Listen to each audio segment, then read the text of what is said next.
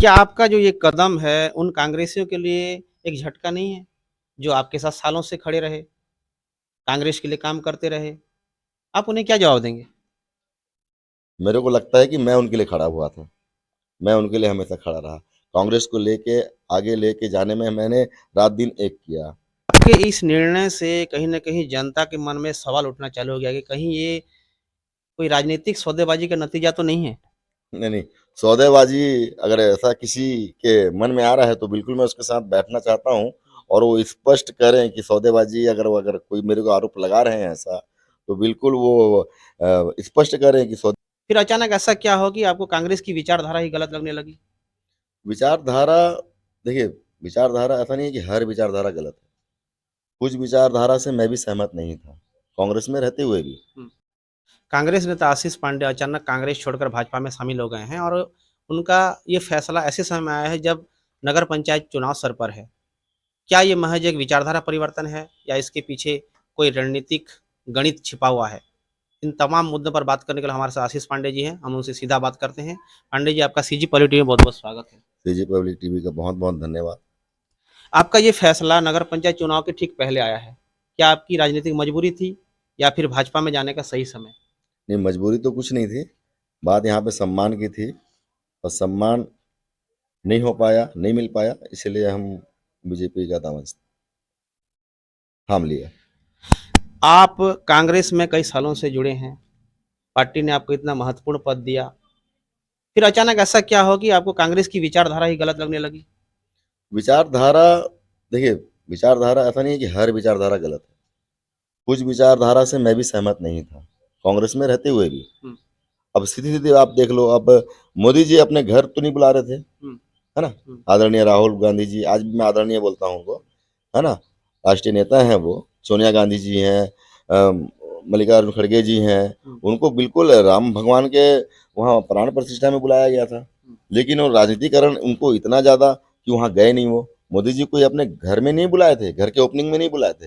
राम एक आस्था है और सबके दिलों में राम है, पूरे हिंदुत्व में राम है, तो राम जी के सम्मान नहीं कर पाना और वहाँ पे नहीं जाना, ठुकराना, वो मुझे बहुत अंदर से आहत किया था। बहुत बुरा लगा था मेरे को, क्योंकि उनको जाना चाहिए था। आपके इस निर्णय से कहीं न कहीं जनता के मन में सवाल उठना चालू हो गया कि कहीं ये कोई राजनीतिक सौदेबाजी का नतीजा तो नहीं है? नहीं, नहीं, सौदेबाजी अगर ऐसा किसी के मन में आ रहा है तो बिल्कुल मैं उसके साथ बैठना चाहता हूँ और वो स्पष्ट करें कि सौदेबाजी अगर कोई मेरे को आरोप लगा रहे हैं ऐसा, तो बिल्कुल वो स्पष्ट करें कि सौदेबाजी की बात जो कर रहे हैं, नहीं ये गलत है, बहुत सरासर मैं इसका विरोध करता हूँ, बिल्कुल गलत है। सौदेबाजी मेरे खून में नहीं, मेरे परिवार में नहीं है। मैं स्वतंत्रता संग्राम सेनानी परिवार से हूँ और किसी का डर भी नहीं। जब हमारे पूर्वज अंग्रेज को नहीं डरे, तो वो वाली बात नहीं है। और सौदेबाजी वाली बात, अगर सौदेबाजी वाली बात होती तो स्वर्गीय मेरे पिता, जो हमेशा समाज का सेवा करते आए, आज देवभोग में आप जो भी देख लें, कोर्ट देख लें, हाउसिंग बोर्ड देख लें, हॉस्पिटल का भी देख लें, पर्यटन देख लें, हर चीज़ हमेशा उन्होंने, यहाँ तक कि आप त्रिशूल में देख लीजिए, उन्होंने 10 एकड़ ज्वाला प्रसाद पांडे ट्रस्ट का ज़मीन दिए। कॉलेज के लिए उन्होंने लड़ा, अपनी निजी ज़मीन दी उन्होंने। तो मेरे परिवार में या मेरे मेरे में या मेरे पिताजी में वो चीज़ अगर होता, उस डीएनए के हम लोग नहीं हैं। अगर वैसे होते तो 5 मंगला मंजिला बिल्डिंग आपको चौक में दिखता। आपका जो कांग्रेस में राजनीतिक जो सफ़र है काफ़ी लंबा रहा है। आपने कांग्रेस के प्रदेश सचिव के रूप में जो किसानों के मुद्दे को हमेशा से प्रमुखता से उठाया था। लेकिन अब आप भाजपा में शामिल हो गए। क्या हम ये माने कि कांग्रेस में किसानों की भलाई नहीं हो रही थी? या भाजपा में किसानों की ज़्यादा संभावनाएँ दिख रही हैं? देखिए, मैं एक समाज सेवक हूँ। मैं बीजेपी में हूँ, अभी मैं बीजेपी का हो गया, पहले कांग्रेस में था। हमेशा जनता के हित में काम करने का हमारा हमारा काम वही है कि हम जनता का हमेशा मदद करें, उनके लिए आवाज़ उठाएँ।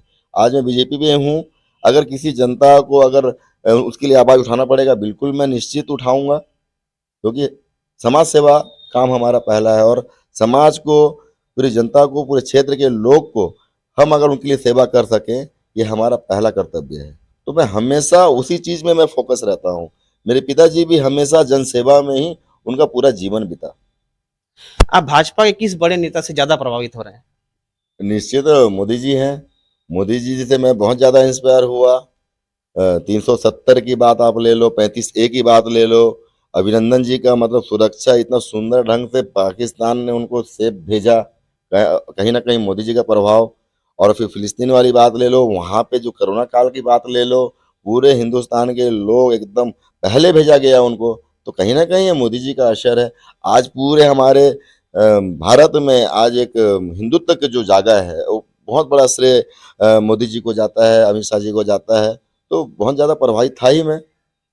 क्या आपका जो ये कदम है, उन कांग्रेसियों के लिए एक झटका नहीं है, जो आपके साथ सालों से खड़े रहे, कांग्रेस के लिए काम करते रहे?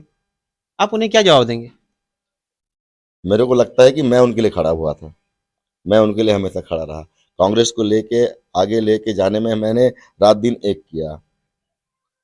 शारीरिक, आर्थिक रूप से मैंने हमेशा भरपूर कोशिश किया कि कांग्रेस को मैं आगे आगे लेके जाऊँ। जबकि बहुत सारी चीज़ें ऐसी हैं, जो मेरे को नागवारा हुई। सोनिया गांधी जी का कोर्ट में राम जी को कल्पना कहना। प्रियंका गांधी जी ने फ़िलिस्तीन का झोला लेके घूम रही हैं। मतलब साबित क्या करना चाहते हैं लोग? मैं शुरू से इन बीजेपी में जाने के पहले से ही मैं इनसे बहुत ज़्यादा दुखी था। क्योंकि साबित क्या करना चाहते हो आप? आप कुछ भी सदन में जा रहे हैं, कुछ भी अनाप-शनाप कुछ भी बोल रहे हैं। भई 6 साल, 7 साल के बच्चे को युवा बता दे रहे हैं। कुछ भी अनाप-शनाप चल रहा है आपका। तो मैं हमेशा कांग्रेस में रह के भी कांग्रेस के कुछ विचारधाराओं से मैं बिल्कुल दुखी था। आप भाजपा में रहते हुए जनता के हितों के लिए क्या पहले से ज़्यादा प्रभावी ढंग से काम कर पाएँगे? अगर हाँ, तो कांग्रेस में रहते हुए ये संभव क्यों नहीं था? देखिए, बहुत सारी चीज़ें ऐसी हैं, जैसे मैंने आपको बताया कि समाज सेवक कौन होता है? समाज सेवक हमेशा हर वर्ग के लोगों के हित के लिए आवाज़ उठाना।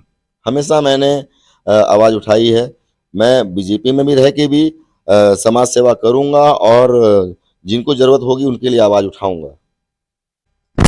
ये थे आशीष पांडे, जिन्होंने कांग्रेस का हाथ छोड़कर बीजेपी का दामन थामा है। राजनीति में बदलाव कोई नई बात नहीं है, लेकिन सवाल ये उठता है कि ये बदलाव सिद्धांतों के आधार पर होता है या सत्ता के समीकरणों के तहत? क्या ये नगर पंचायत आगामी जो नगर पंचायत चुनाव हो रहे हैं देवोग में, इस पर क्या इसका असर पड़ेगा? ये देखना काफ़ी दिलचस्प होगा। आप अपना कमेंट ज़रूर बताइए। मैं आदित्य बेहरा, आप देख रहे हैं सीजी पॉली टीवी। बने रहिए हमारे साथ ऐसे ही राजनीतिक मुद्दों पर।